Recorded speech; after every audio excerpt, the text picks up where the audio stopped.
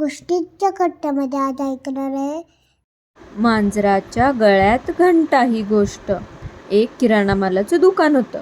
त्या दुकानामध्ये खूप उंदीर झाले होते.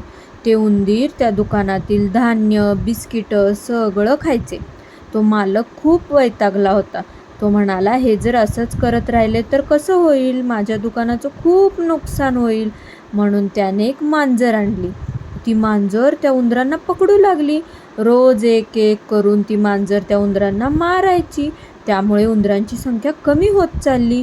मग त्या उंदरांनी एक दिवशी त्यांची सभा बोलवली आणि त्यातला एक उंदीर म्हणाला, आपण त्या मांजराच्या गळ्यात घंटा घालूयात, कारण ती मांजर हळूच येते, आपल्याला कळत नाही ती आलेली. घंटा घातली तर त्याचा आवाज होईल आणि आपण सावध होऊन तिथून पळून जाऊ. ते त्यांचं सगळं बोलणं एक मांजर ऐकत असते. त्यातला एक उंदीर म्हणतो, पण ती घंटा कोण बांधणार जाऊन मांजरीच्या गळ्यात?